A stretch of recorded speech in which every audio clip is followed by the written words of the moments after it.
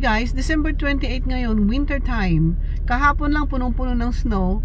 Ngayon, umaraw na 13 degrees na ngayon.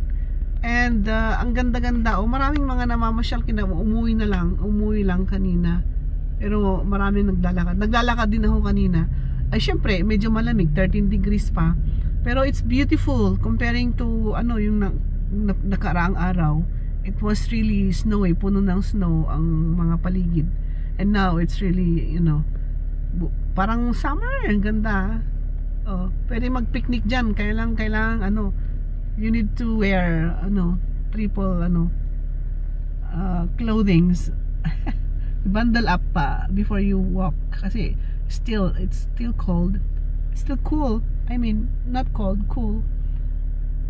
Kaya it's a nice day. Kaya ako lumabas dito to standby dito sa park. Look guys, yung mga ayan, dyan sila naglalangoy sila. They are enjoying the weather. Kaya ako din nag-enjoy din ako. Kaya lumabas ako kaysa matulog. I still have my cough though, but I need to walk around kasi ang ganda ng araw talaga. Walang snow. At this moment at Niagara Falls, it's 13 degrees, December 28. Close pa nga yung close yung park because syempre winter time. But then ayun yung squirrel naglalaro.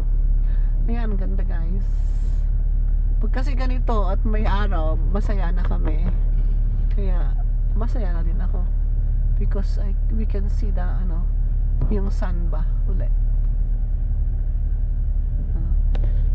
Hindi ko ma-imagine na punong-puno kami ng snow and then ngayon nag-araw siya. Ayan, ang ganda. Dito muna ako tambay. I wanna go back again and walk, but then dito muna kasi medyo kahit na ganyan ng araw ay malamig pa din.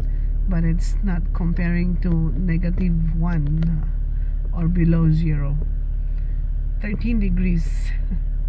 It's beautiful. Somebody just came and kailangan natin mag-walk talaga. May gym naman kaso it's better na mag-walking dito sa sa park kung may time at saka if the weather allow it.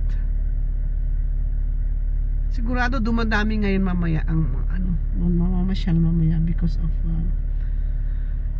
ang ganda. Mamaya maka 15 degrees na. Sana Lord. Thank you Lord. Ayan.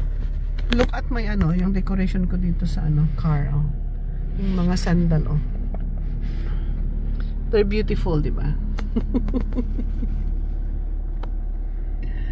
Ang ganda. Ang ganda ng aking decoration.